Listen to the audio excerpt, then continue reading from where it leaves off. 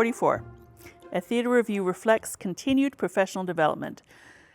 Reviewers may participate in panels, discussions, conferences with others whose business it is to do this work. Reviewers often teach.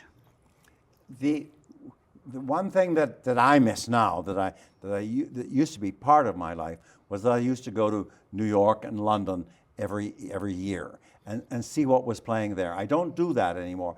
And it really is not a financial thing as much as it really is a getting on an airplane, and it isn't as easy as it was. But I used to see way more plays. I would go to London every summer and spend the entire summer there, and I would see anywhere between 60 and 70 plays during a summer. Absolutely. That's a lot. So, I would have that incredible background and so now what I have to do is what you do is read as many new plays as possible. As soon as they're in print, I order them and read them, because you've got to know what's current. You have to know what's current and not wait until the theaters here do them. You have to know that ahead of time. I'm always shocked by the people who don't read plays. It's such pleasure for me to, first of all, to read a play, but you also have to know how to read a play. You read a play in one sitting, you read it in the same time as the play would take. You're supposed to read it sitting up in the same position that you would to see the play. There's a logic behind that. There's a reasoning behind that. And it's so useful to read all of the wonderful things that have come off of the press.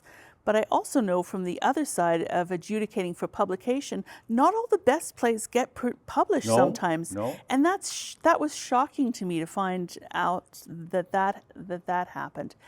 And then sometimes, they get picked up later when people realize, oh yeah, we really should have, published this. But I think adjudicating is, I know we both adjudicate, and you learn as much from plays that are raw as you do from plays that are polished. Oh, absolutely. And there's always something to learn, and there's always something to take away from it as a theatre critic, as a dramaturg, as a playwright. But you're right about the fact that you go, wow, people don't read plays. When I was teaching a million years ago, that was part of the you taught in 10, 11, and 12 for sure, not just one Shakespeare play, but a modern play that you read. And that was very important, because that was the only time students would ever read a play. Yeah. And yet, and what I used to do is I used to then assign each of them a play to write about. And they would come and say, you know what? I really enjoyed reading that play. Yes, and you read that on your own. You didn't read that aloud with the rest of the class. Plays are like novels. If you read them, they will, they will entertain you. And they're faster than novels. Yes. But you have to teach them to visualize. Yes. That's the difficult thing. Is like you and I, because we were raised on that. When we read a play, when I certainly read a play, I am seeing how it's on stage. I am visualizing. I'm not just reading words. I'm reading pictures. And I think that's why people don't read plays, is that they don't know how to picture what they're reading. It's just words to them. Yes. And sometimes for me, it's almost a split. It's exactly what you said about visualizing it on stage. But there's also a part of my brain that's also visualizing the reality of the situation of what's happening as well. Yeah. So what's going on? What's going on versus, and how it's, and how it would be staged. But there are different voices speaking different. Yes. Yeah, absolutely. Yeah. And I always advocate people do book clubs. They should be doing play clubs. Absolutely. I've been there are people who that I know who have play reading clubs, and they meet once a month. They should meet sooner.